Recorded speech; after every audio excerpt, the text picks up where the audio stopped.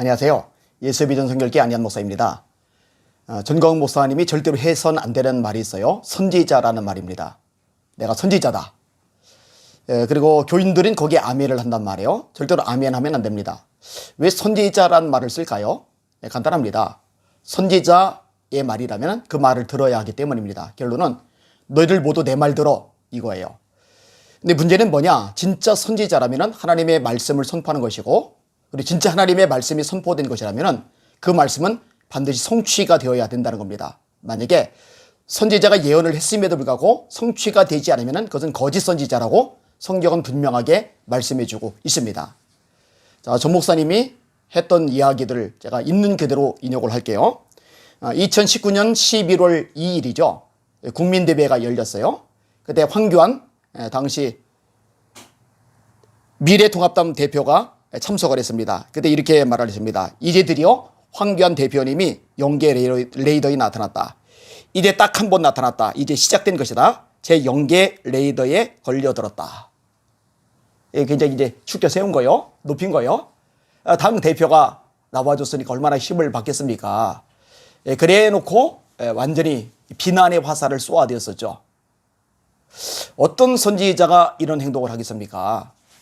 혹시 구약의 선지자 중에 이런 행동한 선지자 있습니까? 이사야, 예레미야, 에스겔, 다니엘, 호세아, 아몬, 요나, 미가, 나움, 하박국, 스가랴, 학개, 스가랴, 말라기, 아무도 없습니다. 아무도 없어요. 자, 그게 다갈입니다.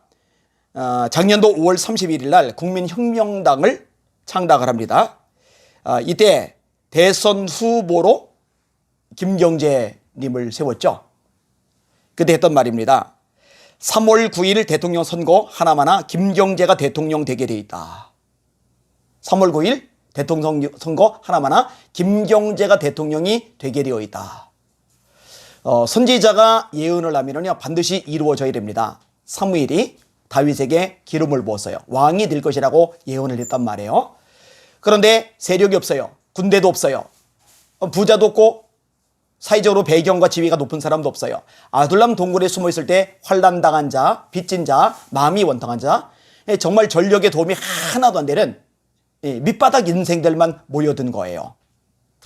부모님 모압에 망명 보내죠. 본인 시글락에 망명 가죠.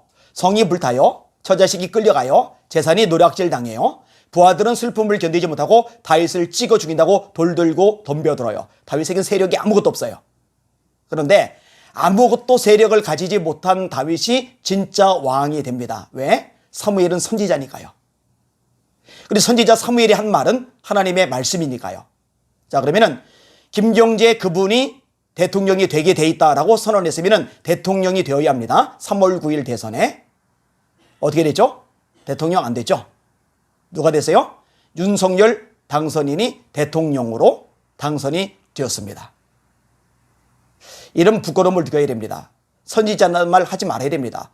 그리고 교인들도 분별을 해야 돼요. 추종자들도 분별을 해야 돼요. 이거 뭔가 잘못됐구나. 근본적으로 문제가 심각하구나. 이거 하나님 앞에 벌 받겠구나. 진노 사겠구나. 하나님이 심판하실 수 있겠구나. 함부로 선지자라는 말을 참칭했구나. 이렇게 분별을 하는 게 정상이에요. 근데 그게 분별이 안 돼요. 여전히 선지자님 이러고 있어요.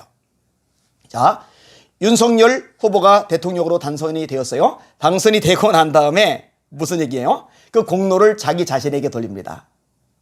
아니, 세상에 어떤 선지자가 이런 식으로 행동을 합니까? 이렇게 말합니다. 정광 목사님 한 말입니다. 윤석열 대통령이 된 것은 지금 된 게 아니고 3년 전에 2019년도 1월 달에 내가 연설하면서 윤석열 후보의 연설문을 튼 것이 그때 결정나 버린 것이다. 아무도 모르고 있을 때 내가 최초로 딱 뽑아 올렸다. 아니, 2019년도에 윤석열이 대통령이 될 것을 알았으면 작년도 국민혁명당 창당대회 하면서 3월 9일 대선 할 것도 없다. 김경재 후보가 대통령이 될 거다. 이런 말을 왜 하죠? 여러분, 정직하게 생각해 보세요. 여러분, 진짜 제대로 생각이란 걸 좀 해보라고요. 2단 사이비식으로 가면 안 됩니다. 2단과 사이비는요, 있는 그대로 다 받아들여요. 그냥 막 흡수를 해버리는 거예요. 이만희가 스스로를 가리켜 보혜사라고 합니다. 보혜사는 뭐예요? 성령이죠. 아니 무슨 놈의 성령이 감옥에 갇힙니까? 무슨 놈의 성령이 엎드려서 사죄를 합니까? 코로나 신천지 때문에 확산됐을 때 엎드려 사죄를 했잖아요. 성령님은 그런 짓 안 합니다. 분별을 해야 될 거 아니겠어요? 예레미야가 하나님의 말씀을 선포합니다. 예루살렘이 멸망할 것이라고 외치는 거예요. 바벨론에서 함락될 것이라고 외치는 거예요. 이게 그대로 이루어집니다. 근데 이 예언의 말씀, 선포한 말씀 때문에 예레미야가 고통을 참 많이 겪어요. 제가 늘 묵상하는 구절입니다. 여호와여, 주께서 나를 권유하심으로 내가 그 권유를 받아서오며 주께서 나보다 강하사 이기셨으므로 내가 조롱거리가 되니 사람마다 종일토록 나를 조롱하나이다. 내가 말할 때마다 파멸과 멸망을 선포함으로 여호와의 말씀으로 말미암아 종일토록 내가 치욕과 모욕거리가 됨이니이다. 여러분 얼마나 힘들었겠습니까? 내 친한 것들도 다 내가 실족하기를 기다리며 그가 혹시 유혹을 받게 되면 우리가 그를 이겨 우리 원수를 갚잖아이다. 너무너무 힘드니까 자기 생일을 저주하잖아요. 내 생일이 저주를 받았다면, 나의 어미가 나를 생산하던 날이 복이 없었다면, 나의 아비에게 소식을 전하여 이르기를 네가 득남하였다여 내 아비를 즐겁게 하던 자가 저주를 받았다면, 이 사람은 여호와께서 무너뜨리시고 후회하지 아니하신 성까지 되었다면, 그리고 낮에는 떠드는 소리 밤에는 부르짖는 소리를 듣게 하였다면, 그 다음에 뒤에 뭐라고요? 내가 어찌하여 태에서 나와서 고생과 슬픔을 보며 나의 날을 수욕으로 보내는 거. 그런데요, 예루살렘이 멸망당할 것을 예언하면서 동시에 어떻게 말씀을 선포하느냐? 회복을 말합니다. 바벨론에서 70년이 차면 내가 너희를 돌보고 나의 선한 말을 너희에게 성취하게 하여 너희를 이 땅으로 돌아오게 하리라. 너희를 향한 나의 계획을 내가 하니 평안이요 재앙이 아니리라. 너희에게 미래와 희망을 주려 하는 것이니라. 자, 예레미야가 이 하나님의 말씀을 전했어요. 선지자가 외친 거예요. 근데 유대라는 조그만 나라가 바벨론이라는 거대한 제국과 싸워서 이길 수가 없어요. 근데 여러분 잊지 말아야 돼요. 하나님의 승리는 인원수의 많음에 달린 게 아니에요. 무기가 얼마나 잘 갖춰져 있느냐 거기에 달린 게 아니에요. 전략과 전술이 얼마나 뛰어나느냐 여기에 달린 게 아니에요. 재정적인 기반이 얼마나 뒷받침되느냐 여기에 달린 게 아니에요. 성경의 핵심적인 가르침 중에 하나가 뭡니까? 전쟁은 여호와께 속한 것인지 그가 너희를 우리 손에 넘기시리라. 이번 싸움은 너희가 싸울 것이 없나니 여호와께서 싸우시리라. 너희는 가만히 서서 여호와께서 오늘날 너희를 위해서 행하시는 구원을 보라. 너희가 오늘 본 애굽 사람을 또다시는 영원히 보지 못하리라. 하나님께 달렸다는 거예요. 다 하나님의 손에 있다는 거예요. 자, 유대라는 조그만 나라가 바벨론이라는 제국을 무너뜨릴 수 없으니까 하나님이 국제적으로 나라들을 움직이세요. 메데 바사라는 연합군이 등장을 합니다. 후에 페르시아라는 나라가 됩니다. 이 나라의 황제가 고레스이죠. 이 고레스 세계에서 이름 키루스입니다. 이사야 45장에 하나님이 고레스를 향하여 너는 나를 모르지만 나는 너를 안다. 내가 너를 기름 부어 세웠다. 이 고레스 칙령이 역대하 마지막 장 에스라 1장이 나옵니다. 이 고레스 칙령에 의해서 유대인들이 정확하게 70년 만에 예루살렘에 들어와요. 다시 말해 선지자가 말하잖아요. 그게 거짓 선지자가 아니고 진짜 선지자면은요, 하나님이 세계 가장 강력한 대국, 지금 같으면 미국 같은 나라, 러시아 같은 나라, 중국 같은 나라를 움직이셔서라도 선지자가 한 말을 반드시 이루어지게 한다는 거죠. 제가 단적으로 몇 가지만 언급했습니다만 불발된 게 되게 많아요. 김무성 그분을 굉장히 막 축져 세웠었죠. 그거 굉장히 큰 실수를 한 겁니다. 이 말에 펑크난 것들이 얼마나 많은지 몰라요. 그러면은 이 부분을 왜 짚고 넘어가느냐? 자꾸 선지자라고 그래요. 그러면 선지자 입에서 나온 건 하나님의 말씀인데 사람들이 인식 속에 하나님의 말씀이 틀릴 수도 있구나. 하나님의 말씀에 오류가 생길 수도 있구나. 이런 심각한 문제가 발생해요. 하나님의 이름이 땅에 떨어지게 돼요. 하나님의 영광이 추락하게 돼요. 하나님의 명예가 훼손을 당하게 돼요. 이런 일이 발생하면 안 되는 거예요. 선지자란 말 하지 마셔요. 그리고 따르는 사람들 선지자님 절대 그러지 말아요. 자꾸 그러면 하나님 정말 심판하실 겁니다. 그거 정말 두렵고 떨림으로 반응을 해야 됩니다. 제가 세례요한 얘기했잖아요. 사람들이 세례요한 보고 선지자라고 그래요. 그리고 세례요한은 선지자 맞아요. 예수님이 말씀하세요. 말라기 말씀을 인용하셔요. 다시 오리란 엘리야. 그게 바로 세례요한이다. 그러니까 세례요한은 선지자 맞단 말이에요. 근데 정작 진짜 선지자인 세례요한은 나는 선지자가 아니라고 말을 해요.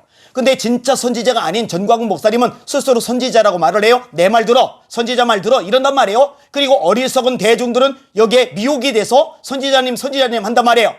이게 얼마나 두려운 죄냐고요. 이게 얼마나 말씀이 어긋났냐고요. 이게 얼마나 하나님을 모독하는 거냐고요. 이게 얼마나 하나님 영광을 땅에 추락시키는 거냐고요. 그러니 제가 지적하고 이야기를 할 수밖에 없는 겁니다. 선지자 아닙니다. 절대로 선지자라고 하면 안 됩니다. 영상을 보시는 분들, 제가요 감정적으로 하는 거 아니라고 여러 차례 얘기했잖아요. 감정 없어요. 그런데요, 이대로 가면 안 됩니다. 한 부위가 썩었을 때 썩은 부위를 내버려두면 전체가 썩어서 결국 죽어요. 한국 교회 썩은 부위 도려내야 됩니다. 말씀에서 벗어난 부분 도려내야 됩니다. 자기를 성령의 본체라고 그러는데 이거를 두려워 떨지 않고 그런 말 하지 말라고 입 다물라고 하지 않고 사람들 앞에 자랑스럽게 말하는 거, 이거는 썩은 부위예요. 도려내야 됩니다. 사명감 가지고 하는 거예요.